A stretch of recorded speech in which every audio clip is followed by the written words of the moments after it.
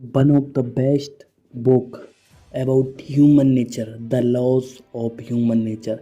हमने laws of power तो discuss कर लिया, उसको बहुत डीप में डिस्कस किया है। लास्ट के 16 लॉ हमने इतने डीप डिस्कस नहीं किए, बट स्टार्टिंग जो 32 लॉ हैं वो जो बहुत ज़्यादा इफेक्ट करते हैं ह्यूमन साइकोलॉजी को, कैसे दूसरे को मैनिपुलेट करना है, कैसे दूसरों से अपने मन की बात निकलवाना है और अपना काम निकलवाना है। तो बहुत सारी बातें मैंने आपको बता दी हैं laws of 48 laws of power में, वो जाके आप चेक कर सकते हो। हमने डे 12 पर शायद वो बातें करी थी। 1 मिनट रुकिए, मैं आप देख लेता हूँ कौन कौन सा डे था। हाँ, डे 12 पे हमने बहुत सारी बातें की हैं, बट उसके साथ साथ बट आज हम डिस्कस करने जा रहे हैं लॉज ऑफ ह्यूमन नेचर। ये भी ह्यूमन बिहेवियर को समझने के लिए और नापने के लिए, तोलने के लिए, और अपने रिगार्डिंग दूसरों से सामने पे अपन कैसे जजमेंट कर सकते हैं, अपन कैसे सामने वाले को समझ सकते हैं, उसके रिगार्डिंग ये बुक है। तो ये बहुत बढ़िया बुक है, आप इसको पूरा सुनना, ठीक है। 30 से 40 मिनट के अंदर मैं पूरी बुक एक्सप्लेन कर दूंगा, समराइज कर दूंगा एक एक लॉ को, और आपको प्रॉपर एक एक्शन फार्मूला दूंगा, 3 स्टेप दूंगा हर एक लॉ में, उसको अपनी लाइफ में अप्लाई करने के लिए, ठीक है। तो दोस्तों स्टार्ट करते हैं। स्टार्ट होता है लॉ फर्स्ट, लॉज और the law of rationality. People option make decision based on the emotion and biases rather than logic. आदमी आज की ज़माने में, ठीक है, आज के ज़माने में और या सदियों से चला आ रहा है। हमारे हिंदू राजा थे, जो भी पर्टिकुलर पर्सन था, जो मुस्लिम थे, अंग्रेज थे, जो भी हम पे रूल क्यों कर पाए, क्योंकि उन्होंने हमारे इमोशंस का फ़ायदा उठाया और हम पे रूल किया। और इंडियन लोग हमेशा, जो वो इंडियन लोग रहते हैं, वो हमेशा लॉजिक पर नहीं चलते। वो इमोशन हो गए, बाइसेस, मतलब सामने वाले की बातों में आके बह जाते हैं। वो ही हमारे साथ किया गया, बट अब हमको ऐसा नहीं करना, ठीक है। कोई भी पर्टिकुलर पर्सन हो, जो भी सामने वाले की बात सुनो, पर उसके रिगार्डिंग अपना डिसीजन सुनाओ।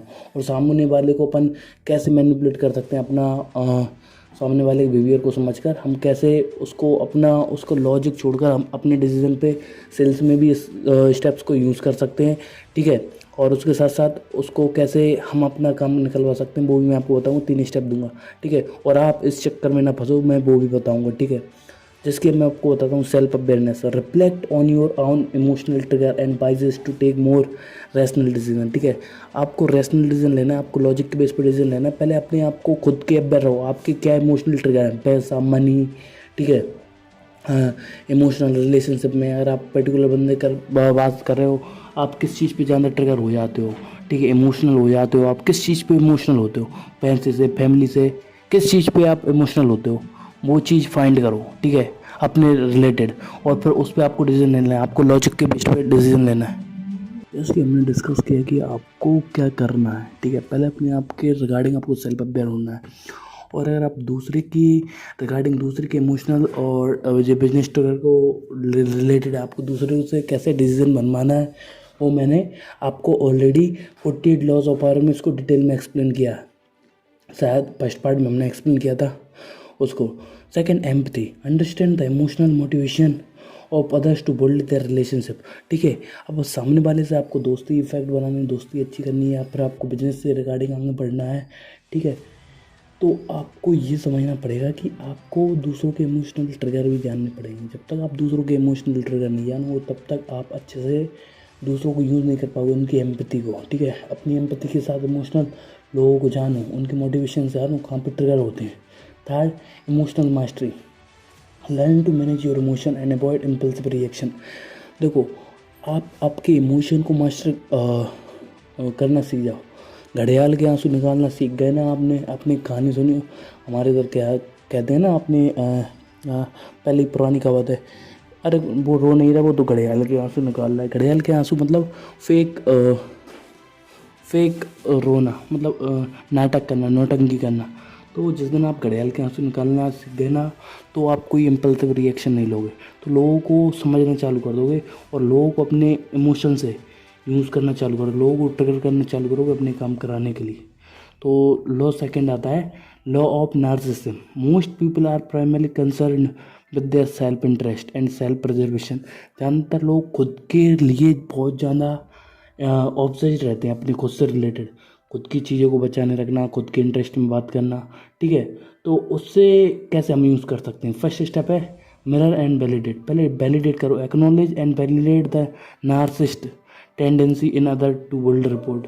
हाँ, तो जैसे कि मैंने आपको बोला कि आपको पहले समझना पड़ेगा दूसरे लोगों को क्या वैलिडेट करता है, मतलब क्या किस तरीके से रिलेटेड लोग इमोशनल होते हैं। ठीक है, मैंने आपको बताया उनका सेल्फ इंटरेस्ट क्या है, उनका प्रिजर्वेशन क्या है, वो किस चीज़ के रिगार्डिंग बचाना चाहते हैं और उसको ज़्यादा बढ़ाना चाहते हैं, तो उसको आपको फाइंड करना पड़ेगा। ठीक है, तो सेकंड चीज़ है सेल्फलेसनेस। अगर सामने वाले से काम करना है, काम करवाना है, या फिर कोई भी प्रैक्टिकल डील साइन करनी है, तो उसके रिगार्डिंग आपको acts of genuine selflessness to inspire reciprocity. ठीक है, अरे तो मैं अब उसको बात शब्द को छोड़ो, मैं आपको बताता हूँ करना क्या है अपन को।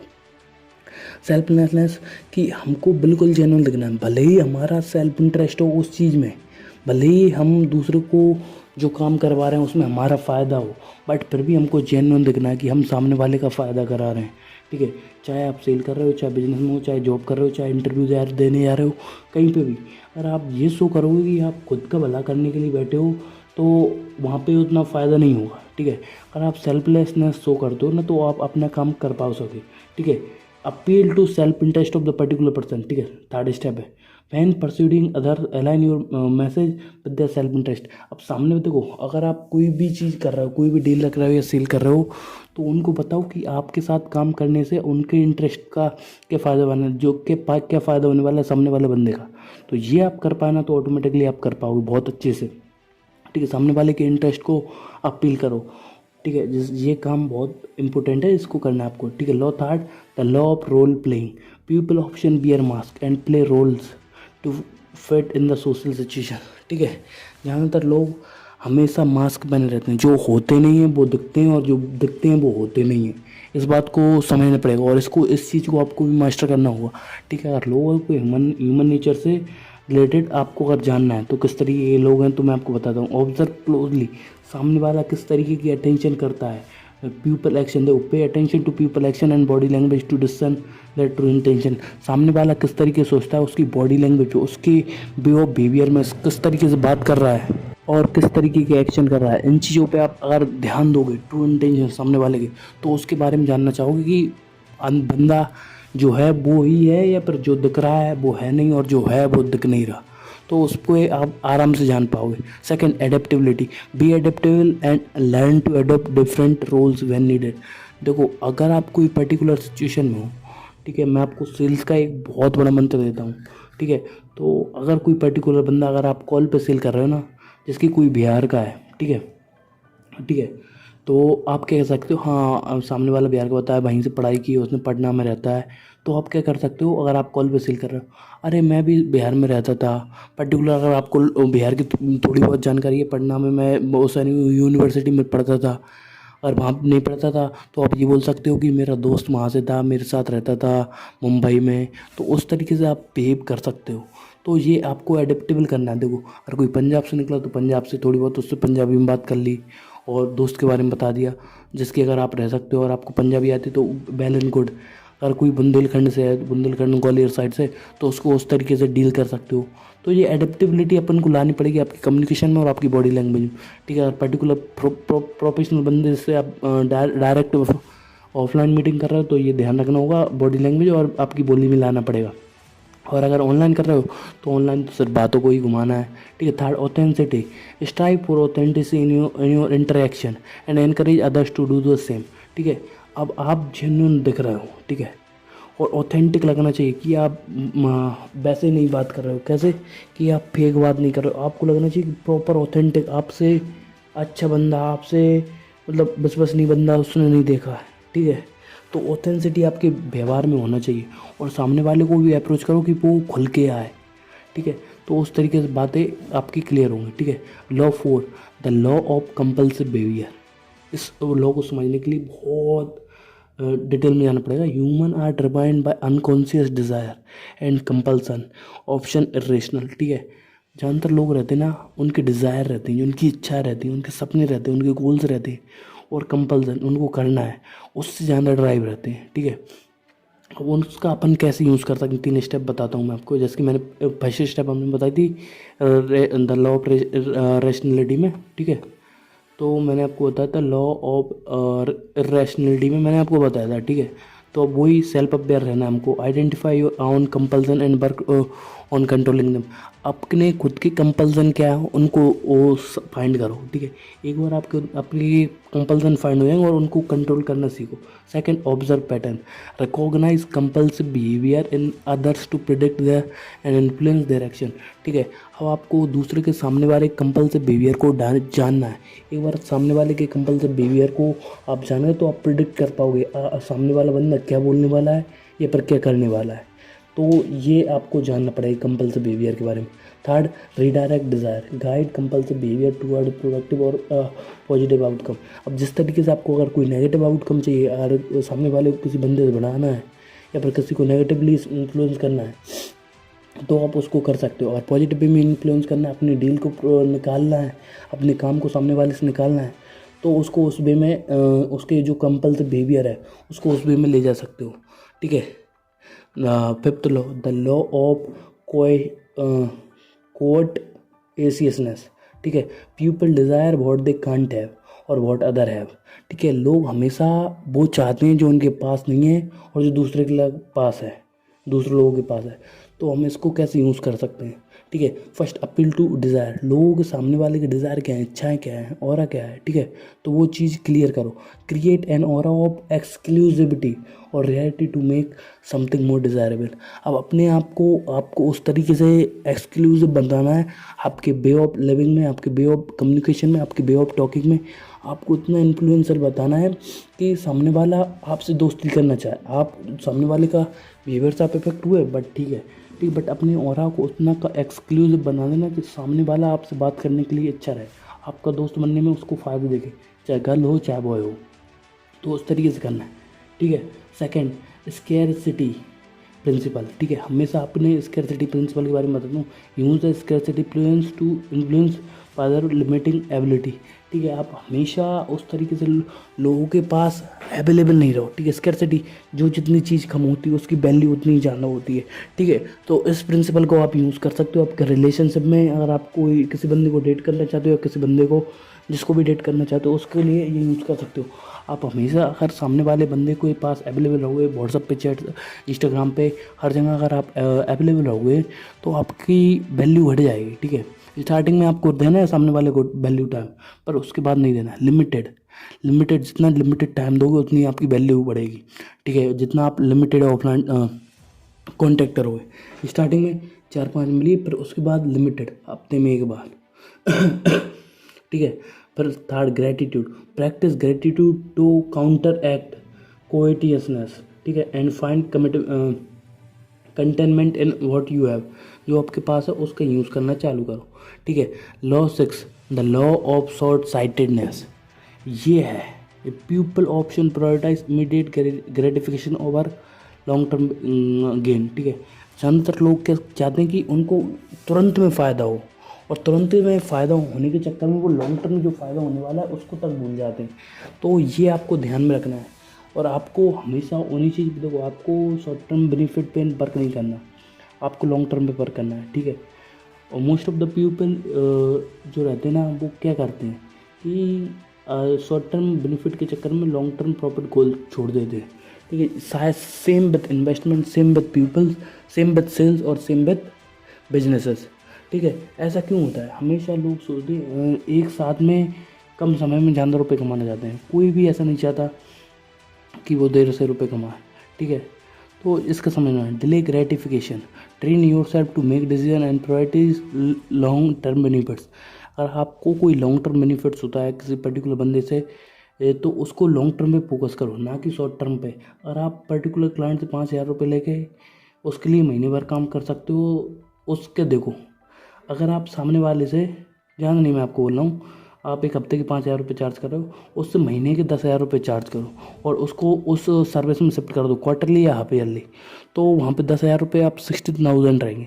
और एक हफ्ते के, अगर आप एक हफ्ते पे ही वर्क करते हो ना, एक हफ्ते के लिए सर्विस के लिए, डिजिटल मार्केटिंग की हो या फिर पर्टिकुलर कोई भी सर्विस रहे, तो वो क्या करेगा मैं आपको बताता हूँ कि एक हफ्ते के बाद अगर आपको काम समझ में नहीं आया ना सामने वाले को, तो वो भग जाएगा, ठीक है। तो उसके कारण आप क्या कर सकते हो, 1-2 दिन काम फ्री में करो सामने वाले को, ठीक है। और उसके बाद आपको क्या करना है, उसके बाद क्या करना है, एक 5,000 का रजिस्ट्रेशन चार्ज कराना है, और फिर 3 दिन बाद फिर आपको फुल पेमेंट ले लेनी है सामने वाले को लॉन्ग टर्म के लिए, ठीक है।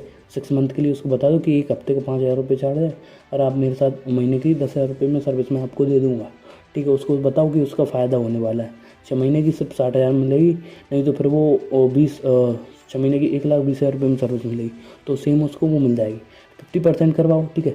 फिर 7 दिन बाद 50% रिमेनिंग 80% पेमेंट करवा लो, और फिर बाकी जो भी पेमेंट रहेगा ना 30% करवाने के बाद, पहले 50% फिर 30% और फिर वो रिमेनिंग पेमेंट रहेगा ना वो 20 दिन बाद करवा लेना, 1 महीने बाद करवा लेना। उस तरीके से काम करना। Second, visualisation. Create a vivid mental of image of your long term goals and step forward. जो आपके लॉन्ग टर्म गोल्स हैं उनको विजुअलाइज करो और उनके लिए अकाउंटेबल हो आप, ठीक है। Third, accountability. Share goals with someone who can hold you accountable, ठीक है। अगर आपकी बीवी है, आपका दोस्त है, आपकी गर्लफ्रेंड है, आपका प्रॉपर कोई पर्टिकुलर दोस्त है जो आपको अकाउंटेबल ठहरा कर सकता है काम के लिए, और आपका काम नहीं हो रहा तो उसको अकाउंटेबल बनाओ, अकाउंटेबल पार्टनर। और जब तक अकाउंटेबल होगी तो चीज़ें ऑटोमेटिकली बढ़िया रहेंगी। और ज़्यादातर शॉर्ट साइटेडनेस का शिकार रहते हैं ज़्यादातर लोग। Law 7, law of defensiveness. People tend to defensive and resistant to change और क्रिटिसिज्म। लोग अगर कोई उनकी बुराई करता है या फिर कोई बदलाव लाना चाहते हैं, कोई चेंज करना चाहते हैं उसके रूटीन में, जिम जाना हो, कोई भी पर्टिकुलर चीज़, डेली एक्सरसाइज करना हो, मेडिटेशन हो, बुक पढ़ना हो, तो लोग कोई भी नया बदलाव आता है ना तो उससे डिफेंड करते हैं, अरे नहीं करना, बाद में कर लेंगे, कल कर लेंगे, कल कर लेंगे, कल कर लेंगे। तो उस तरीके से रहता है, ठीक है। फर्स्ट, इसको हम कैसे हटा सकते हैं? नॉन थ्रेटनिंग कम्युनिकेशन, ठीक है। Approach others with non threatening and constructive feedback, ठीक है। अब सामने वाले से आपको बात करना है, ठीक है। उसको प्रॉपर आपको सर्विस सेल करनी हो या फिर जिम की मेंबरशिप सेल करनी हो या कुछ भी करना हो, ठीक है, तो उसको एक फीडबैक, प्रॉपर कंस्ट्रक्टिव फीडबैक, वो सामने वाला किस तरीके से अपनी करंट पोजीशन है उससे जो डिज़ायर्ड पोजीशन है उस पर कैसे पहुंच सकता है, ए पॉइंट से लेकर बी पॉइंट तक वो कैसे पहुंच सकता है, उसको कंस्ट्रक्टिव फीडबैक में आप कर सकते हो। Second, active listening. Listen actively and empathetically to defuse defensiveness. सामने वाले की बात सुनो, सामने वाले की जो एक्सक्यूज दे रहा है ना उसको प्रॉपर सुनो, फिर उसके बाद उसको अपना बात समझाओ। Third, build trust. Establish trust and rapport, reduce defensiveness in other. और लोगों को डिफेंसिव का लॉ हटाना है ना, सामने वाले को डिफेंसिव फोर्स वो लगा रहा है, उसके लिए आपको ट्रस्ट बिल्ड करना पड़ेगा। Law 8, the law of self sabotage, ठीक है। Individual often unconsciously sabotage their success due to resolve psychological issues. जानकर साइकोलॉजिकल इशूज़ रहते हैं लोगों में जिसके कारण वो सबोटेज करते हैं, ठीक है। Action step, self reflection. Identify your sabotaging behaviour and their underlying causes. समझा जा रहा हो ना? मैं आपको 1 मिनट समझाता हूँ। चीज़ों को बिगड़ने से आपको बताना, सबोटेज मतलब बिगड़ना, ठीक है। तो एक बार बिगड़ने को चीज़ों को साइकोलॉजिकल इशू रहते हैं उनको कैसे दूर कर सकते हैं, काम को बिगड़ने से कैसे बचा सकते हैं, ठीक है। First, self reflection. Identify your sabotaging behaviour and their underlying behaviour. सामने वाले का क्या बिहेवियर है वो उसको आगे बढ़ने से रोक रहा है, और आपका क्या काम है, जो आपका जो बिहेवियर है जो काम को बिगाड़ रहा है उसको फाइंड करो। Seek therapy and counselling. अगर आपको पॉसिबल है, अगर किसी से थेरेपी ले सकते हो ठीक है, काउंसलिंग ले सकते हो तो प्रॉपर ठीक है। अगर आप वो चीज़ें नहीं कर पा रहे हो आप मुझसे कांटेक्ट कर सकते हो, प्रॉपर मैं आपको गाइड कर सकता हूँ उस चीज़ में, ठीक है। और अगर आप थेरेपी नहीं ले सकते तो प्रॉपर जो भी आपको प्रॉब्लम आ रही है यूट्यूब पे डालो। Address unresolved issues to seek professional help if needed. अगर आपको लगता है कोई थेरेपी चाहिए आपको तो प्रॉपर करो। Third, support system. Surround yourself with a supportive network to counter self sabotage. काम बिगड़ रहा है ना, सेल्फ सपोर्टेज को, खुद का काम बिगड़ रहा है उसको, उसके लिए सपोर्ट सिस्टम बनाओ, ठीक है। Next, the law of repression. People repress painful memories and emotion leading their inner conflict and negative behaviour, ठीक है। ये जब आदमी बर्बाद क्यों होता है? आदमी बर्बाद जब होता है जब वो पुरानी मेमोरीज, मेरे साथ ऐसा नहीं हुआ, ऐसा हो सकता था, ऐसा क्यों हुआ, अरे 17 चीज़ें, इमोशनल हो जाता है और वो नेगेटिव बिहेवियर के लिए ले जाता है, और जिसके कारण वो आदमी का डाउनफॉल स्टार्ट हो जाता है। जो लॉ ऑफ रिप्रेशन है जिसको हम कैसे डिनाई कर सकते हैं, इसको कैसे पीछे छोड़ सकते हैं, ठीक है। उसके पीछे इसके लिए 3 स्टेप हैं। Self reflection and introspection, confront and entrance and represent emotion. जो भी आपके इमोशन है, जो भी आपका बेस्ट फ्रेंड है उसके साथ आपके इमोशन शेयर करो। Second, catharsis. Find healthy outlet for emotional release such as journaling और थेरेपी। आप प्रॉपर थेरेपी ले सकते हो या फिर डायरी राइटिंग कर सकते हो, ठीक है। Third, forgiveness. छोड़ दो जो पास्ट में हुआ, जिसने आपके साथ गलत किया या जो हो चुका है उसको छोड़ो, अगर आपको कोई रिवेंज लेना है उस टाइप का अलग प्लान बनाओ, उसको ले सकते हो। बट अगर आप छोड़ सकते हो, कोई ज़्यादा बुरी चीज़ नहीं हुई है, तो आप आगे चल के आपकी सफलता उसको ऑटोमेटिकली रिवेंज ले लेगी जो आप हासिल करोगे। Practice forgiveness both for others and your self, अपने आप के लिए, टू हील मूव फॉरवर्ड, आगे बढ़ने के लिए ये आपको करना पड़ेगा। ठीक है, आगे बढ़ते हैं।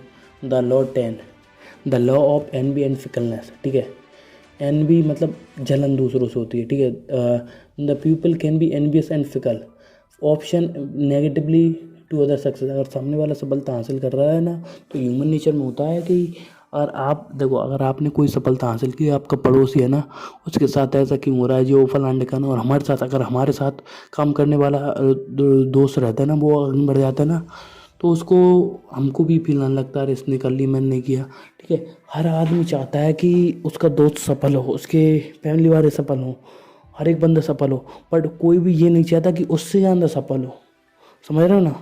अगर आपका कोई भी दोस्त हो, ठीक है, आपने स्टूडेंट में देखा होगा, आपका कोई दोस्त हो जो 80 पे 90 परसेंटेज लाता हो, ठीक है, और दूसरा दोस्त हो वो 40-50% आ रहा हो, वो दोस्त चाहता है कि वो दोस्त 50 से 60-70% ले आए, बट उससे ज़्यादा ले आए ना, तो फिर उसको दिक्कत होने लगती, तो इनडायरेक्टली वो करने लगता है उसको, मतलब दूसरे वे में गाइड करने लगता है, इनडायरेक्ट वे में, जहाँ से उसका फ़ायदा ना हो। ठीक है, आगे बढ़ते हैं।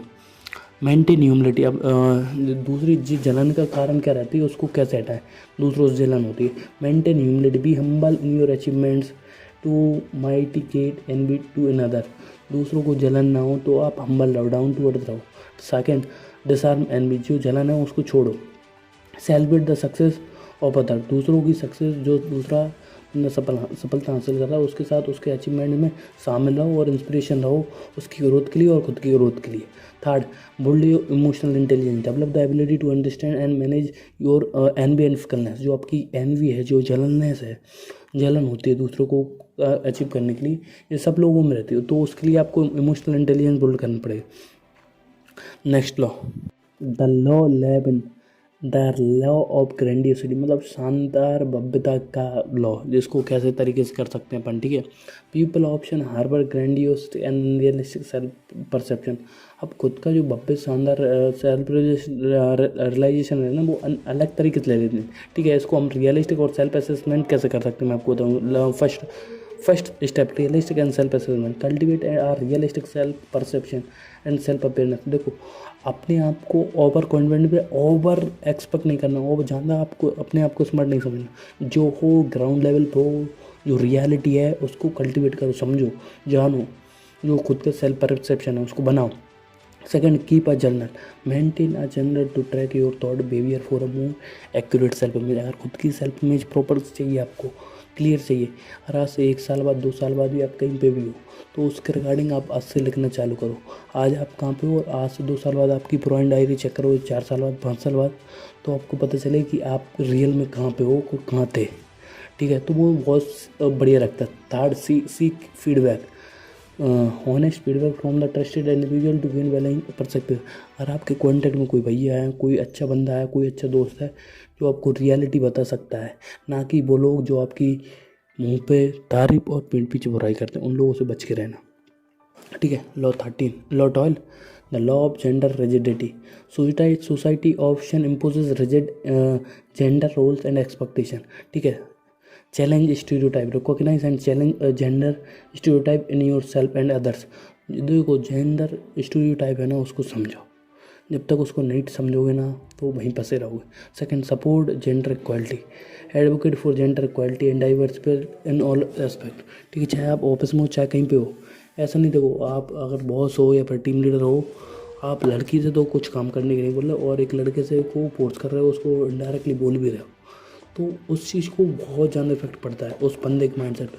वो लड़की है, उसके पीछे वो घूमता रहता है, तो उस तरह की चीज़ों से बचना है, एक नेगेटिव इमेज जाएगी, तो जेंडर इक्वलिटी बराबर रखना है। थर्ड कि self reflection, examine your on gender basis and work overcome them. ठीक है, अपने जेंडर, जो भी अपनी चीज़ है ना, आप खुद के बारे में जानो और किस तरीके से आप लोगों की हेल्प कर सकते हो। ठीक है, हम बढ़ते हैं। The law of aimlessness, aimless individual often lack direction in purpose life. ठीक है। अगर देखो लॉ ऑफ इमलेस बिल्कुल है, इसको मैं आपको इजीली समझा दूँ। अगर जीवन में उद्देश्य नहीं होगा तो आदमी काम नहीं करेगा, और काम नहीं करेगा तो पड़ा रहेगा, और पड़ा रहेगा तो उसका जीवन ऐसे ही खराब हो जाएगा। ठीक है। The law of conformity, law 14, people often conform to social norms even if it goes against the true nature. अब जो होते हैं, जो समाज में चल रहा है उसको फॉलो करते हैं। ठीक है। जो समाज में चल रहा है उसको फॉलो करने लगते हैं, बिना भले ही उनके नेचर के अलग हो। ठीक है। First self awareness reflect to your values and true nature to resist conformity. ठीक, कन्फॉर्मिटी को दूर भाग धकेलने के लिए पहले आपको समझना पड़ेगा आपकी वैल्यू क्या है, ट्रू नेचर क्या है अपना। Second, non conformity, embrace your uniqueness, be willing to go against the grain when necessary. अब जब आपको लगे कि आप सही हो और सामने वाले गलत हैं तो अपना stand of point of view लेना चालू करो और उसको खड़ो करो। Encourage individuality, create environment the value of encourage individual expression. लोगों के भाव, वैल्यू, जो भी उनके थॉट हैं जो यूनिक है उनको प्रेज करो। ठीक है। Law 15, the law of fickleness of human nature, people behaviour can be unpredictable and subject to change. कभी कभी ऐसा होगा जो सामने वाले के बारे में आप गेस कर रहे हो वो हो ही नहीं, थोड़ा बहुत अलग हो जाए, तो उसको आपको तैयार रहना है। ठीक है। Adaptability, be flexible and adapt to changing circumstance and people evolving nature. ठीक, जिस तरह की सिचुएशन है एडेप्टेबल रहो। समाज में जो चीज़ चल रही है, जिस तरह की कंडीशन चल रही है, जिस तरह की सिचुएशन चल रही है उसमें एवॉल्व करो और आगे बढ़ो। इमोशनल इंटेलिजेंस बढ़ाओ अपनी, और पेशेंस रखो। चीज़ें अपने आप के जो अनप्रिडिक्टेबल हुई है ना वो ऑटोमेटिकली आपके अंदर आएगा। ठीक है। और हमारे लॉ 16 पे, the law of generational myopia. ठीक है। ये लॉ है ना, generational myopia refers to each generation in tendency to believe that in the era of unique different from all previous generation।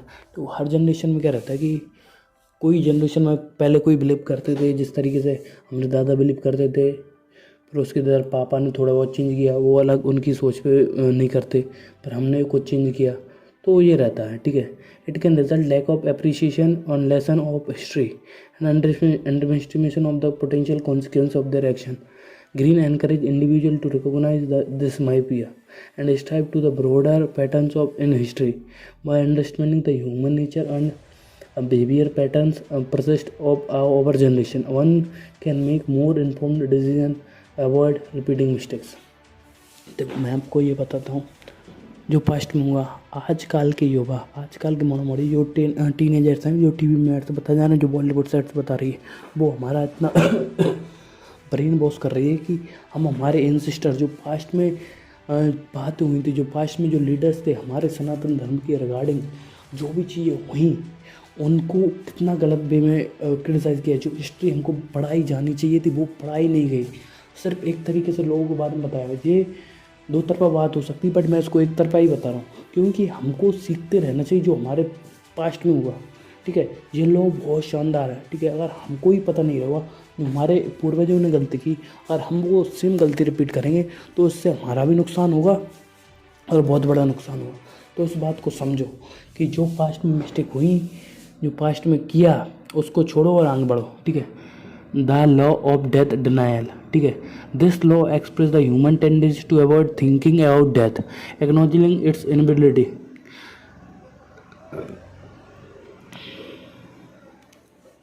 ठीक है। अरे इसमें ये बताया कि डेथ, आदमी क्या सोचता है कि चाहे वो अभी 20 साल के युवा हैं, वो सोचते हैं कि अभी तो हमारी ज़िंदगी पड़ी है, 25 साल के हैं, 30 साल के हैं, 40 साल के हैं, 50 साल के हैं।